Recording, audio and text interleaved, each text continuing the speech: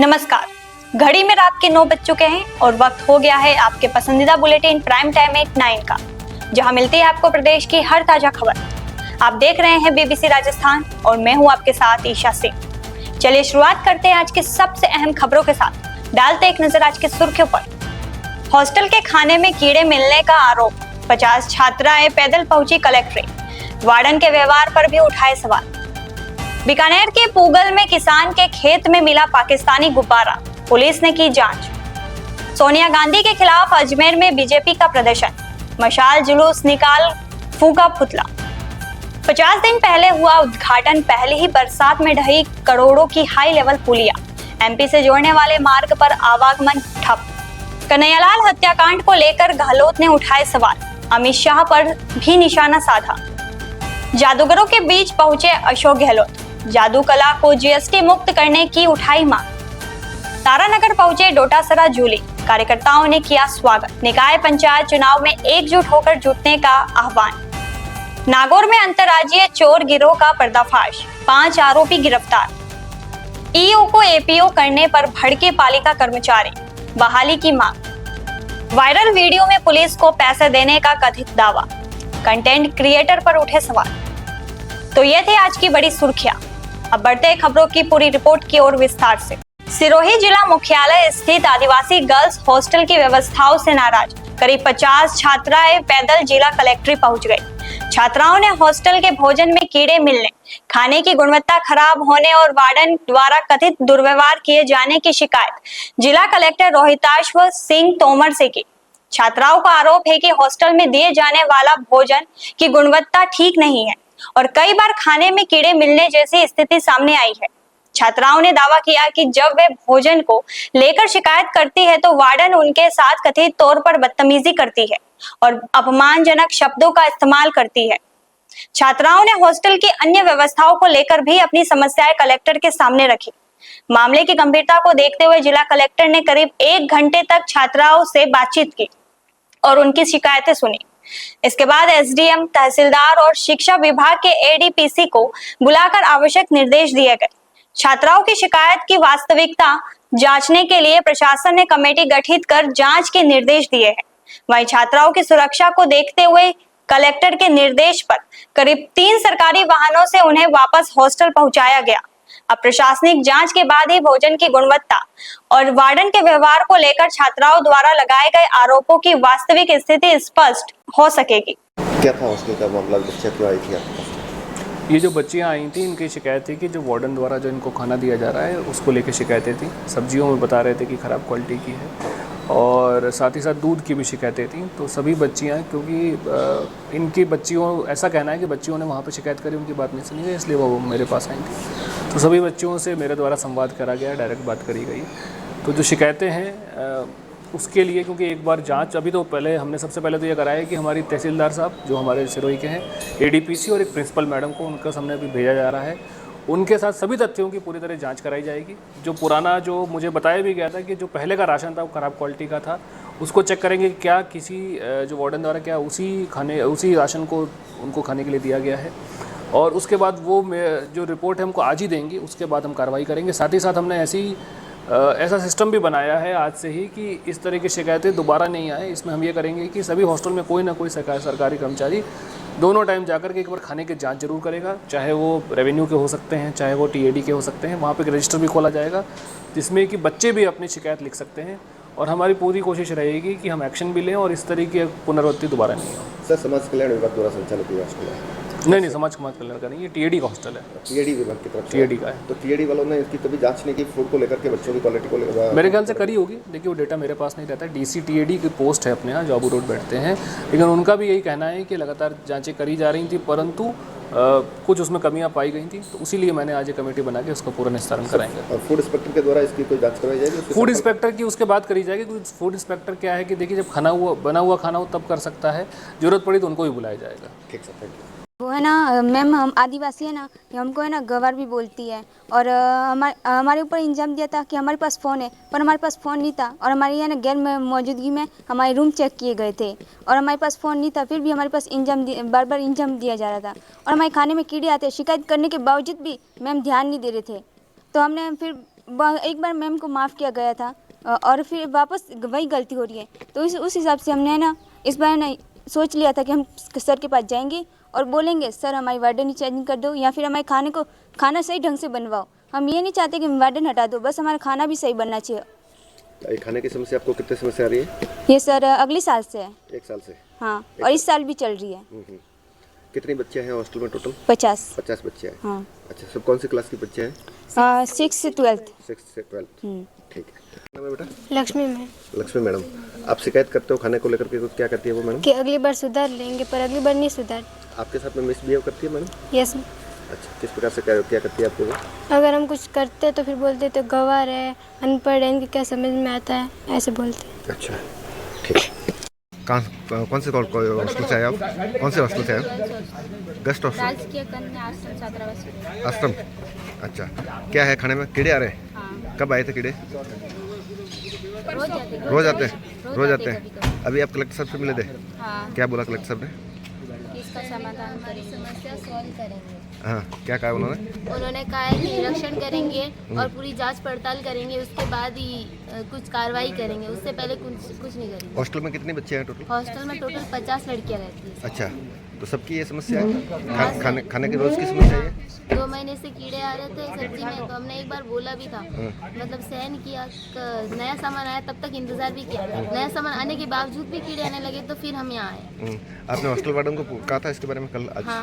क्या बोला उन्होंने? उन्होंने कहा कि गलती से आ गए होंगे, और बार बार गलती थोड़ी होती है, 1-2 बार माफ़ की जा सकती है, लेकिन बार बार कौन माफ़ करता है गलती? किसी लड़की को कल को कुछ हो जाए तो कौन जिम्मेदारी लेगा उस चीज़ की? इसीलिए हमें आना पड़ा। अच्छा, ये जो हॉस्टल में वार्डन है आपके, वो साथ में आए आपके अभी? हाँ सर, हमसे पहले आ गए। क्या मतलब आपसे पहले, मतलब आपके साथ में आए थे या पहले से कोई सफाई देने के लिए? पहले आ गए थे। अच्छा, सफाई देने के लिए। अच्छा, ठीक है। सीमावर्ती बीकानेर जिले के पुगल थाना क्षेत्र में एक किसान के खेत में पाकिस्तानी गुब्बारा मिलने का मामला सामने आया है।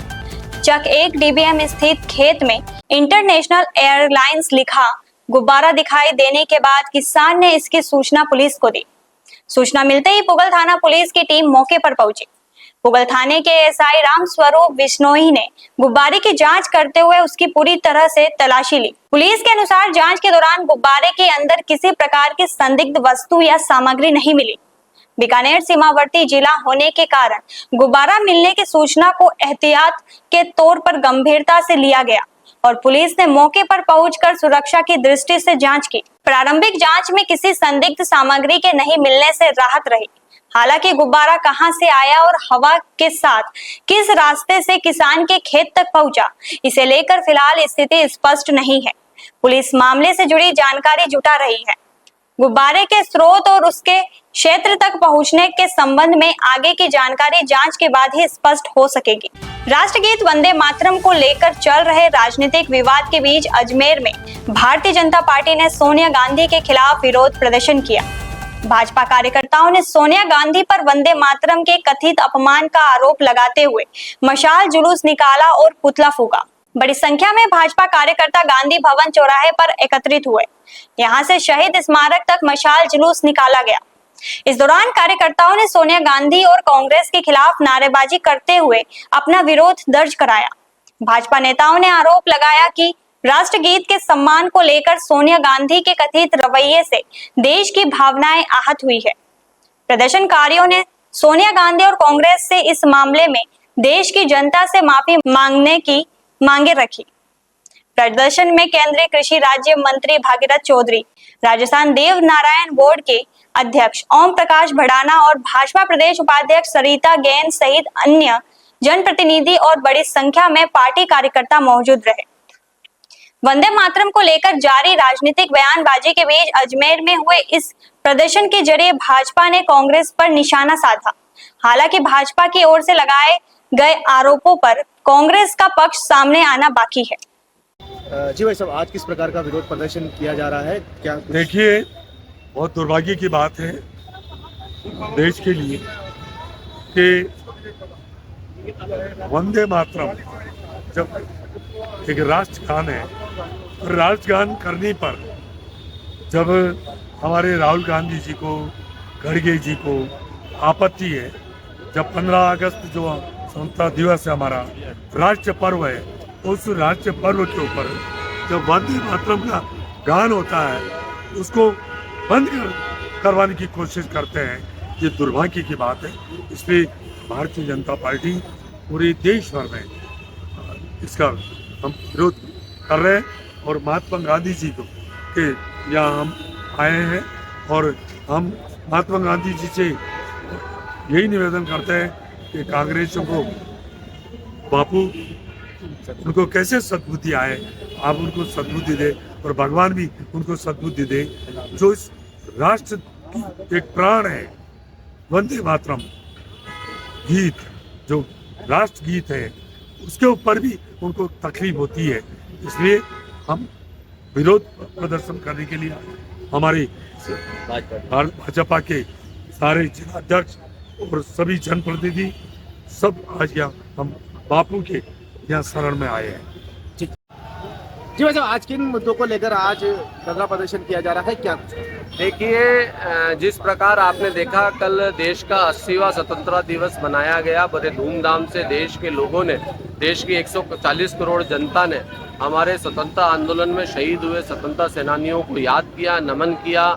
हमारे आज़ादी आंदोलन में महती भूमिका निभाने वाले सब लोगों को याद करके हमारे स्वतंत्रता के उत्सव को बड़ा हर्षोल्लास से मनाने का काम किया। देश की आज़ादी के बाद पहली बार लाल किले से वंदे मातरम को पूरा गाना गाया गया। पूरे देश में सब लोगों ने उस वंदे मातरम हमारे राष्ट्रगीत को सम्मान देने का काम किया गया। लेकिन जिस प्रकार कांग्रेस के कार्यालय में वंदे मातरम के 2 छंदों के बाद सोनिया गांधी और राष्ट्रीय अध्यक्ष ने जिस प्रकार वंदे मातरम के गीत को बंद करने का और उस राष्ट्रगीत के चलने के दौरान जो हरकतें करी, वो कहीं ना कहीं उनकी नक्सल मानसिकता को पुनः दर्शाने का काम करता है। कांग्रेस ने हमेशा राष्ट्र विरोधी काम करने के काम किए। राष्ट्रवाद, राष्ट्र हित की चीज़ों पर कांग्रेस सदैव तुष्टीकरण की राजनीति को ध्यान में रखते हुए, वोट बैंक की राजनीति करते हुए हमेशा कांग्रेस ने देश को बांटने का, तोड़ने का काम किया। आज अजमेर शहर का युवा, अजमेर शहर की जनता कल जो कांग्रेस की जो हरकत रही उसके खिलाफ, कांग्रेस के इस चेहरे के खिलाफ, इस दोगले चेहरे के खिलाफ विरोध प्रदर्शन के रूप में आज अजमेर की जनता सड़कों पर उतरी है। और हम ये मांग करते हैं कि कांग्रेस पार्टी, कांग्रेस अधिकृत रूप से राष्ट्रगीत के प्रति जो उन्होंने अपमान किया उसके लिए माफी मांगे। और निश्चित रूप से कांग्रेस ने भारतीय संविधान का, हमारी संप्रभुता का और स्वतंत्रता सेनानियों का अपमान करने का काम किया।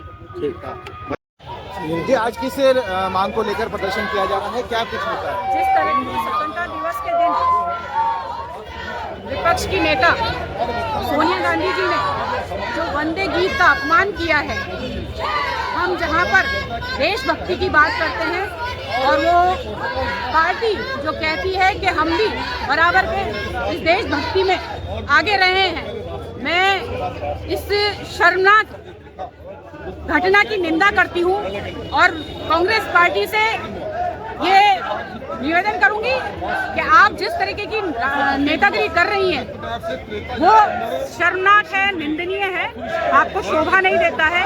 हमारे देश के गीत के लिए इस तरह का शर्मनाक प्रक्रिया करने का, जहां पर स्वतंत्रता दिवस के दिन ये घटना हो रही है, बहुत ही शर्मनाक है। बारां जिले के जलवाड़ा क्षेत्र के डेगनी हाई लेवल पुलिया का एक हिस्सा पहली ही बरसात में ढहने का मामला सामने आया। ग्रामीणों के मुताबिक करोड़ों रुपए की लागत से बनी इस पुलिया का करीब 50 दिन पहले क्षेत्रीय सांसद और विधायक ने उद्घाटन किया था। अब पुलिया क्षतिग्रस्त होने के बाद ग्रामीणों ने निर्माण की गुणवत्ता पर गंभीर सवाल उठाए हैं। स्थानीय लोगों के अनुसार यह पुलिया मध्य प्रदेश की ओर जाने वाले मार्ग को जोड़ती थी और आसपास के करीब 10 गांवों के लिए इसका उपयोग करते थे। पुलिया क्षतिग्रस्त होने से इस मार्ग पर आवागमन प्रभावित हुआ है। ग्रामीणों का दावा है कि अभी पुलिया का करीब 1/4 हिस्सा गिरा है, जबकि शेष हिस्से पर भी खतरा बना हुआ है। उन्होंने संभावित हादसे को देखते हुए रास्ता तत्काल बंद करने की मांग की है।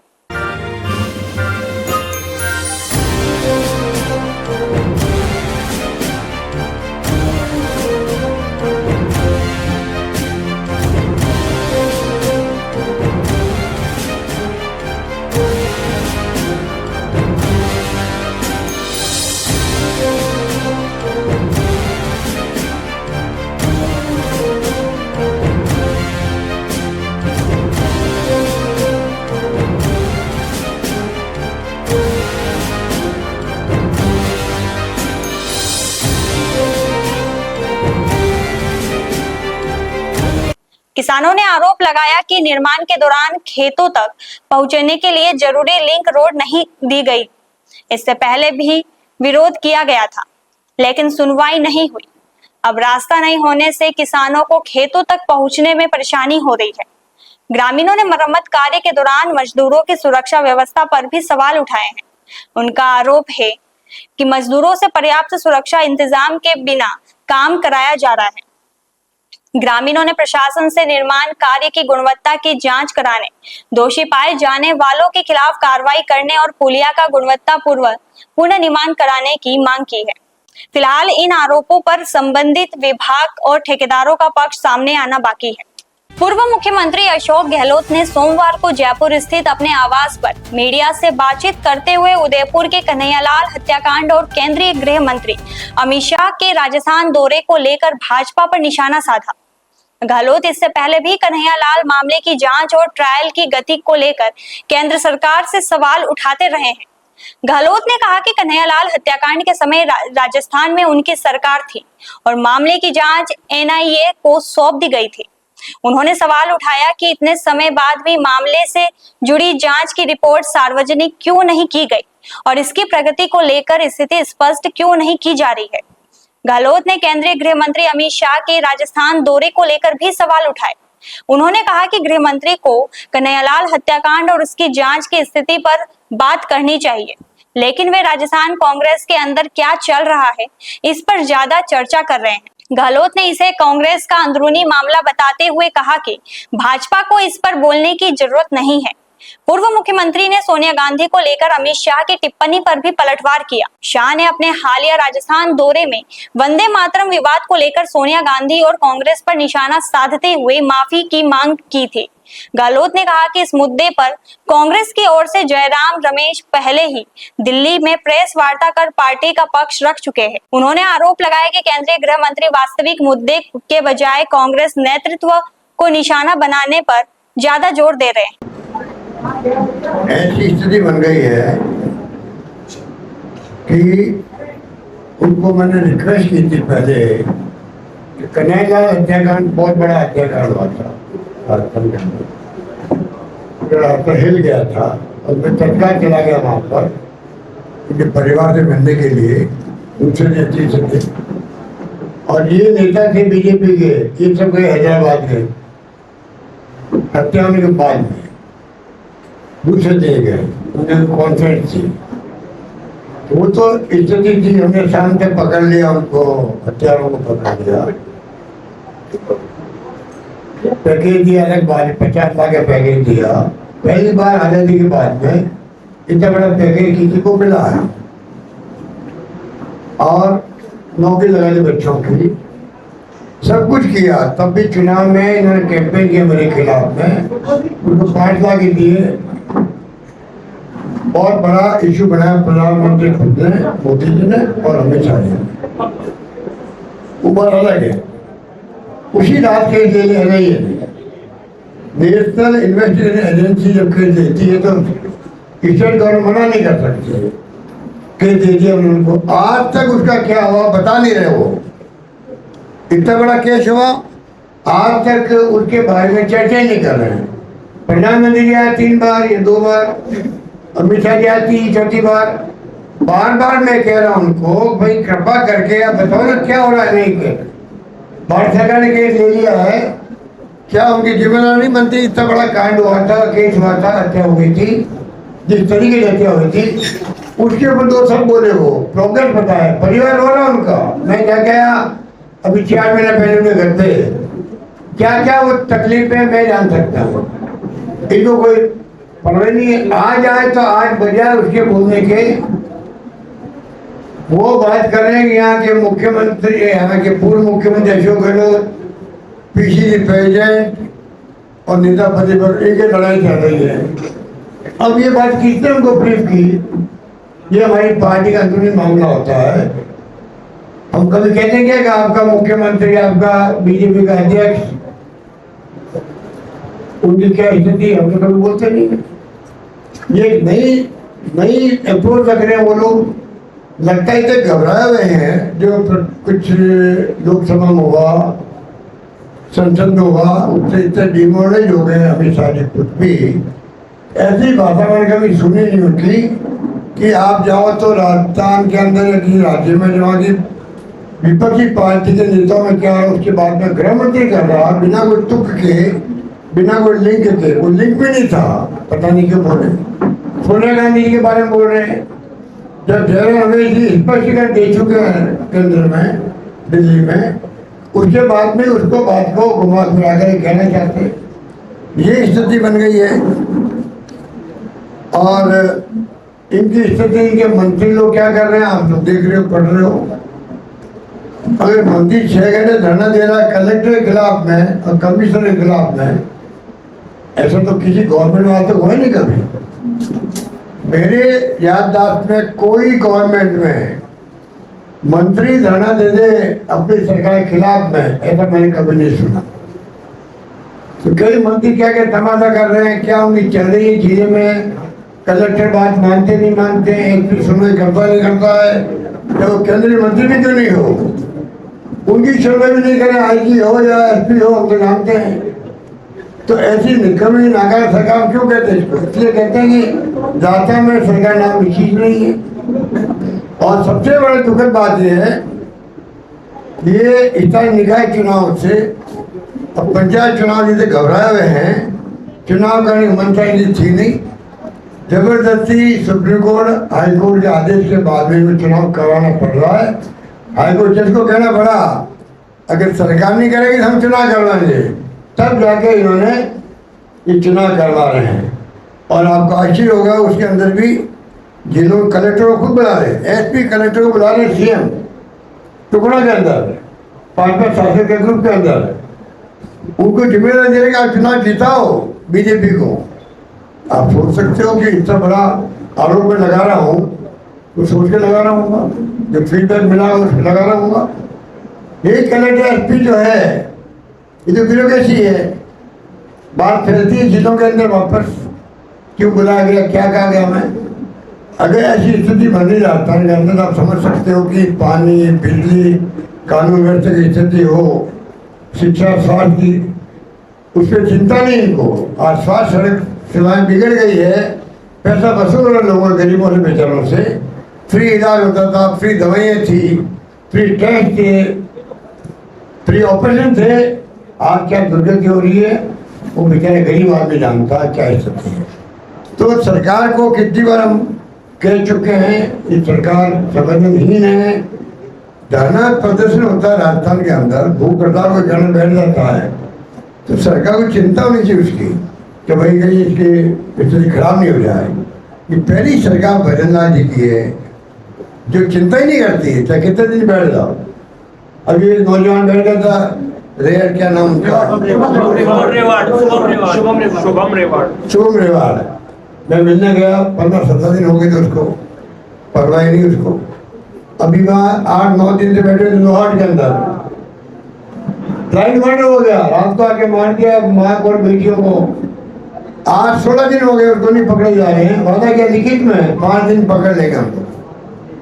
और मुझे बताया गया है कि इनको जानकारी मिल गई है पुलिस वालों को, तब भी दबाव के अंदर ये बता नहीं रहे लोग, दबाव के अंदर बता रहे। क्या बताइए, जिस राज्य में ऐसी स्थिति हो कि नेताओं को, किसी नेताओं के अगर कोई रिलेटिव का नाम आ रहा हो, दबाने के लिए ऐसी हरकत हो रही हो, अगर हो रही है तो बहुत अनफॉर्चुनेट होगा। ये स्थिति स्पष्ट करनी चाहिए डीजी को भी और मुख्यमंत्री को। तो क्या लगा रहा वहाँ 10,000 20,000 लोग प्रदर्शन कर रहे हैं पड़ोसी के अंदर, लोहाट के अंदर, सरकार को परवाह नहीं है।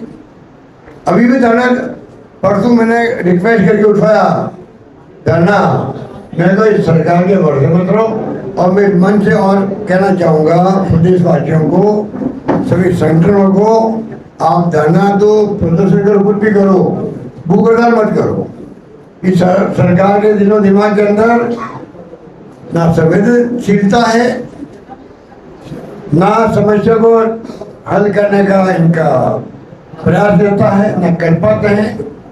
पता नहीं कैसे इनकी टीम बन गई है कि कोई भी धरना हो, प्रदर्शन हो, भूख हड़ताल हो, कोई भी बातचीत नहीं होती है, प्रयास नहीं होता कि भाई इसको किस प्रकार हम शांत करें या समस्या का समाधान करें, कुछ नहीं होता है। तो क्यों तुम लोग भूखे बैठते हो वहां पर? भूखे बैठना बंद करो, भूख हड़ताल बंद करो। मेरा तमाम नौजवानों से रहेगा रिक्वेस्ट, और सभी संगठन जो बने हुए हैं, चाहे कर्मचारी हो या कोई भी हो, बाकी धरना दो, प्रदर्शन करो, हम आपके साथ में। ये मैं कहूँ। धन्यवाद। पूर्व मुख्यमंत्री अशोक गहलोत ने जयपुर के सिविल लाइंस स्थित अपने आवास पर प्रदेश भर से आए जादूगरों को संबोधित किया। इस दौरान उन्होंने जादू कला के संरक्षण और जादूगरों की आर्थिक स्थिति का मुद्दा उठाते हुए इसे जीएसटी से मुक्त करने की मांग की। गहलोत ने अपने पिता और विख्यात जादूगर लक्ष्मण सिंह गहलोत को याद करते हुए उनसे जुड़े पुराने अनुभव भी साझे किए। उन्होंने बताया कि उनके पिता अपने समय में जापान और हांगकांग तक गए थे और उन्होंने भी पिता के साथ विदेश यात्रा की थी। उनके पिता ने वहां वर्ल्ड सरप्राइज शो में हिस्सा लिया था। गहलोत ने मुख्यमंत्री भुजनलाल शर्मा से आग्रह किया कि राज्य सरकार जादू कला को जीएसटी से मुक्त करने के लिए प्रधानमंत्री और केंद्र सरकार से सिफारिश करे। उन्होंने कहा कि इससे जादूगरों को आर्थिक राहत मिलेगी और वे सम्मानजनक तरीके से अपनी कला को और आगे बढ़ा सकेंगे। पूर्व मुख्यमंत्री ने कहा कि जादू को केवल मनोरंजन के रूप में नहीं बल्कि एक कला और सांस्कृतिक विरासत के रूप में देखने की जरूरत है। उन्होंने राजस्थान के प्रत्येक जिले में जादू अकादमी स्थापित करने की भी मांग की, जहां पुराने जादूगरों की तकनीक और उपकरणों को संरक्षित करने के साथ नई पीढ़ी को प्रशिक्षण दिया जा सके। गहलोत सरकार से जादूगरों को प्रोत्साहन, आर्थिक सहयोग और आधुनिक तकनीक के साथ आगे बढ़ने के अवसर पर उपलब्ध कराने की मांग की। जादू कला की क्या पृष्ठभूमि रही है, क्या इसके सामने चुनौती आती रही है, तो किस प्रकार से ये आज भी ये परेशानियों के बावजूद भी ये आज भी देश के अंदर अपना स्थान रखती है। जादूगर देश भर में छाए हुए हैं, बिल्कुल बुराई नहीं, और हमारे कई जादूगरों ने बहुत नाम रोशन किया देश का भी। पिछली सरकार थी, उनका नाम तो अमर हो गया है जादू कला में, जिन्होंने अमेरिका के अंदर भी अपना झंडा गाड़ा था। और उस जमाने में जादू कला 19वीं शताब्दी में हिंदुस्तान के अंदर इसका बोलबाला था ज़्यादा, और यूरोप के लोग बुलाते थे जादूगरों को वहाँ अपने आप। धीरे धीरे स्थिति ऐसी बन गई है कि दुनिया भर के अंदर आपको एक से एक बढ़ करके जादूगर मिलेंगे, इनका बहुत बड़ा नाम है। आप इंग्लैंड जाएंगे, अमेरिका जाएंगे, वहाँ शो होते रहते हैं हॉल के अंदर, और ऐसे शो होते हैं कि कोई सोच नहीं सकता है। कई संस्थाएं बनी हुई है, बल्कि विश्वविद्यालय बने हुए हैं। मैंने अभी यही किया तो लंदन के अंदर 2-3 विश्वविद्यालय होंगे, कॉलेजें बनी हुई है, इंडियन मेडिकल सर्कल बना हुआ है, पुरानी संस्था है जो मैं बचपन में देखता था। तो कहने का मतलब कि जादू कला दुनिया भर के अंदर छाई हुई है, एक अलग तरह की कला, जिसका भी जूनियर मायावी ने बहुत अच्छे ढंग से कहा, आपको पूरे परिवार के साथ में बैठ के आप आराम से देख सकते हो। इस प्रकार की है महान कला है, जिसका सम्मान सभी सरकारों को करना चाहिए। मैंने मेरे वक्त में प्रयास किया जैसे इनका टैक्स माफ हो, टैक्स की बड़ी समस्या रहती है। जितना शो होता बड़ा मेडिसिन का, हमें लगता पता नहीं कितने इनकी आमदनी होती होगी, वो स्थिति होती नहीं है, लगता है क्योंकि शो इतना अच्छा होता है। और जादूगर अपने पहनावे के माध्यम से, कला के माध्यम से और एक्टिंग के माध्यम से भी जिस प्रकार कला का प्रदर्शन करते हैं, तो लगता है ये हॉल भरा हुआ, पता नहीं इनकम की कोई कमी नहीं होगी, जबकि ऐसी बात होती नहीं है।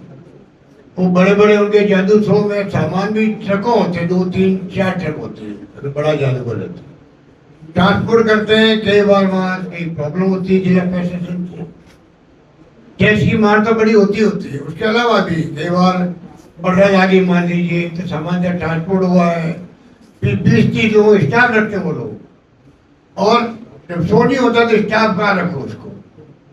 जैसे आप लोगों की पत्रकारों की जब चाय निकाल देते मालिक लोग पत्रकारों को, अभी 150 लोगों निकाल दिया आज तक में, 150 लोगों निकाल दिया। आप कल्पना करो 150 लोग पत्रकार घर बैठ गए, क्या बीती होगी। ये लोग ऐसे हैं जो चाहे इनकम कम हो तो भी किसी को निकालते नहीं, अपने स्टाफ को रखते हैं, टेम्परेरी भेज देते होंगे और उनका यूज करते हैं। इस प्रकार से ये एक प्रकार से कला को जिंदा रखे हुए हैं। ये बात मैं इसलिए बता रहा हूँ, कला को जिंदा रखना बहुत बड़ी बात होती है, जो ये रखे हुए हैं। ऐसी स्थिति में ये तमाम आप देख लो कि हम लोग यहाँ बैठ के बात कर रहे हैं। इसलिए मैं कहना चाहूँगा कि पूरे सरकारों का भी, मुझे पता नहीं कि भजनलाल जी ने क्या कह दिया और भजनलाल जी के ऊपर क्या रिएक्शन दे दिया हमारे जूनियर भाई ने। हमें चिंता करने की बात नहीं है। अगर मुख्यमंत्री चाहेंगे तो हम लोग मुख्यमंत्री निवास पर मेरी शो कर देंगे।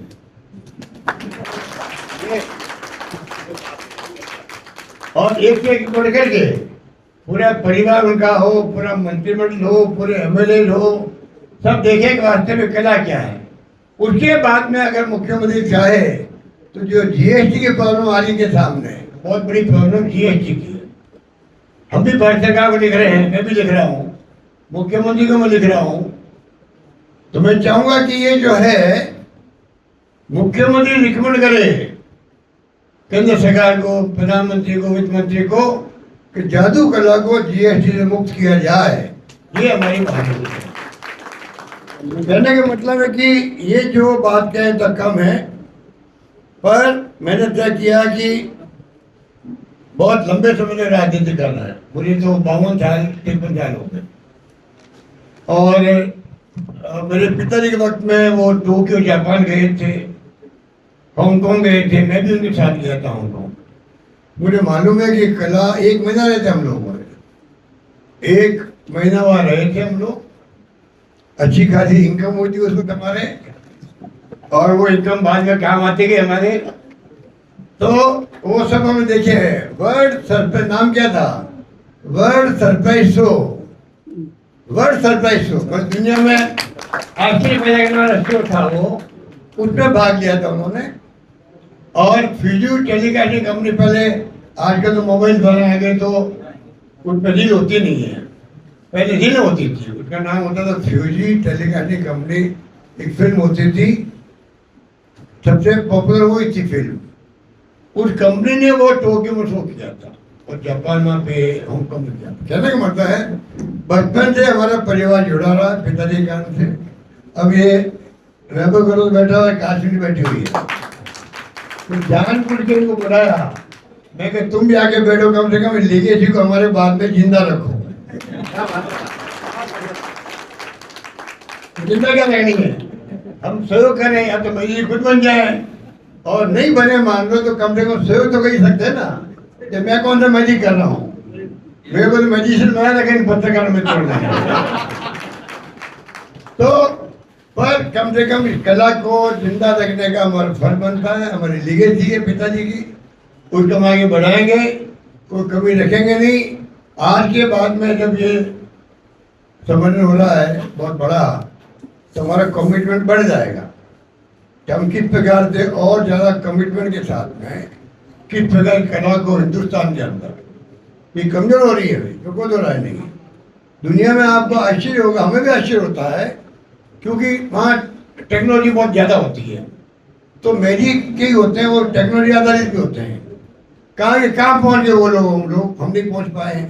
हमारी सरकारों को चाहिए कि वो इस कला को अंतर्राष्ट्रीय जगत में जो कला है ये मैजिक की, उसके लेवल की कला यहाँ बनाने के लिए सरकार सहयोग करे, सरकार सहयोग करे। जब आप स्कीम में चलाते हो, सब्सिडी देते हो, तो आप मैजिशियन को, मैजिशियन सब अमीर नहीं होते हैं, उनको आप कोई ऐसा प्रोत्साहन दें कि उसके कारण से वो और आगे बढ़ सके, कला को आगे मजबूत कर सके। और कोई जिलों में या प्रदेशों में कोई चाहे मैजिक की एकेडमी बनाए, जैसा भी जूनियर महावीर जी ने कहा कि हम चाहेंगे जोधपुर में एकेडमी बने। एकेडमी बनने का इन्होंने मकसद बता दिया। आज मैजिशियन का जब एक आदमी अभी पी के लाल साहब थे गुजरात के अंदर, बहुत बड़े मैजिशियन थे, उनकी डेथ हो गई, और जो सामान थे करोड़ों रुपए का, अब सामान का क्या करो आप? उनके परिवार सामान ही पाया, सामान को पौने पौने दाम में कोई जो काम करता था उसने किसी को दे दिया। अगर एकेडमी बनी हो तो सामान का क्या मैक्सिमम उपयोग हो सकता है, कैसे उस परिवार का भला हो सकता है, वो एकेडमी उनको गाइड कर सकती है, सामान को बिकवाने में गाइड कर सकती है। इसी प्रकार से सामान किसी पर कम है मान लो तो एकेडमी की स्थिति मजबूत होती है फाइनेंशियली, कुछ वो मदद कर सकते हैं मेडिसिन को सामान खरीदने के लिए। धीरे धीरे कुछ मेडिसिन सामान दिलवा सकते हैं उन लोगों को। इस कला को राजस्थान में भी हम लोग है तो सैकड़ों संख्या में, पर जिस रूप में मजबूती से आगे आना चाहिए उसके लिए सरकार का भी और समाज का भी सहयोग समर्थन चाहिए। एकेडमी कोऑर्डिनेट करेगी सरकार को भी, समाज को भी, मैजिशियन को भी, और जो कि सहयोगी लोग हैं जो मेरी प्रेमी है। कई घरों में है बच्चे मैजिक देखना चाहते हैं, घरों के अंदर बच्चे मैजिक देख के जाते हैं, प्रभावित होते हैं, खुद करने का प्रयास करते हैं। तो ये स्थिति है, इसलिए बहुत बड़ा निर्णय किया मायावती जी ने, महिपाल गुप्ता जी ने और लाल साहब ने और जो हमारे सुमित्रा जी है इन सब ने, और एक हमारे जादूगर आनंद है, बीमार है बहुत ज़्यादा जबलपुर के अंदर। मैंने परसों उनसे बात करी है तो उन्होंने कहा मैं जल्दी ठीक हो रहा हूँ। तो उम्मीद करते हैं सब मिलकर के जो ये चित्तौड़ में आयोजन होगा बहुत कामयाब होगा, और आने वाले वक्त के अंदर किस प्रकार से हम इस कला को और मजबूती की तरफ ले जाएं, इसमें कई निर्णय हो गए। ये बात कह के मैं अपनी बात समाप्त करता हूं। कांग्रेस प्रदेशाध्यक्ष गोविंद सिंह डोटासरा और नेता प्रतिपक्ष टीकाराम जूली के तारानगर विधानसभा क्षेत्र में पहुंचने पर कांग्रेस कार्यकर्ताओं ने स्वागत किया। विधायक नरेंद्र बुरानिया के नेतृत्व में NH 52 स्थित रतनपुरा गांव के पास कार्यकर्ताओं ने दोनों नेताओं को शॉल, साफा और माला पहनाकर अभिनंदन किया।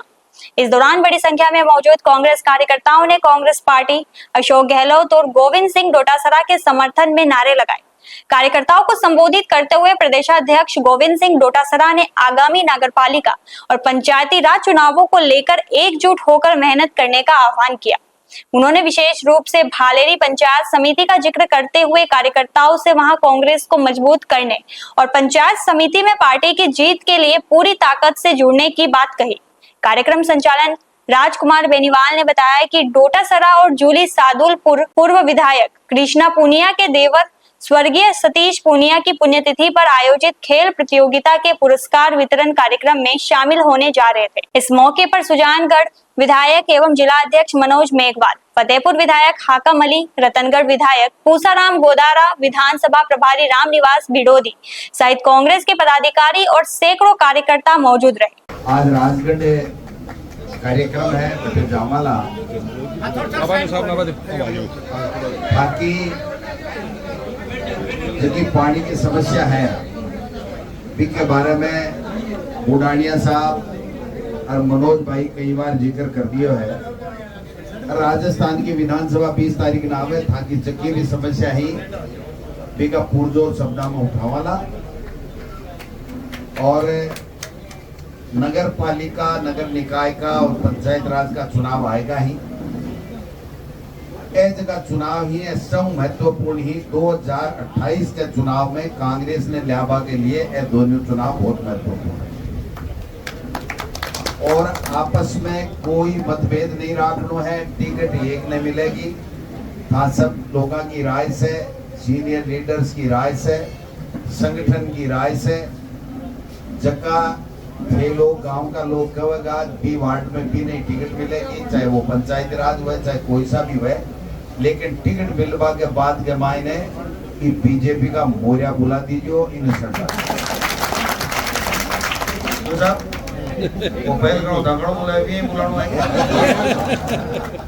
एक और बुलाते भी के बाद में तो पाकड़ा ला देगा। Thank you. नमस्कार जी ने सारी बात कह दी। अपना तो टारगेट हम नगर निकाय, नगर पालिका और पंचायत राज का चुनाव। इस चुनाव में झाम बांधो और वहाँ बुरानिया जी आप लोगों की आवाज पूरी मजबूती से उठाते हैं, विधानसभा में कोई कमी नहीं छोड़ते, और इनके कंधे से कंधा मिलाकर हम डोटासरा जी और हमारा पूरा विधायक दल सब लोग मिलके बुरानिया जी की आवाज में आवाज मिलाकर इस इलाके की जो समस्या है उनको उठाने का काम करेंगे। अब तो लग जाओ काम में, बस ये बहुत बहुत। खिवसर पुलिस ने रात के समय घरों में चोरी और नकबजनी करने वाले अंतर्राज्यीय गिरोह का पर्दाफाश करते हुए 5 आरोपियों को भिलवाड़ा के जहाजपुर से गिरफ्तार किया है। पुलिस के मुताबिक पूछताछ में आरोपियों ने राजस्थान और मध्य प्रदेश में 100 से ज्यादा वारदात करना स्वीकार किया। पिछले करीब 2 साल में गिरोह पर 10 करोड़ रुपए से अधिक की ज्वेलरी और नकदी चोरी करने का आरोप है। पुलिस के अनुसार गिरोह वारदात के लिए 18 चक्का ट्रेलर का इस्तेमाल करता था। ट्रेलर को सड़क किनारे खड़ा कर एक सदस्य उसमें रुकता, दूसरा निगरानी करता और बाकी 3 आरोपी घरों के दरवाजे खिड़कियां तोड़कर चोरी करते थे। वारदात के दौरान मोबाइल फोन का इस्तेमाल नहीं किया जाता था। दूर स्थित घरों तक पहुंचने के लिए आरोपी रास्ते से बाइक चोरी कर बाद में उसे छोड़ देते थे। 6 अगस्त को बिरलोका में करीब 8,30,000 रुपए की चोरी के बाद पुलिस ने जांच तेज की। करीब 400 सीसीटीवी कैमरों और 18 टोल प्लाजा की फुटेज खंगालने पर संदिग्ध ट्रेलर की पहचान हुई।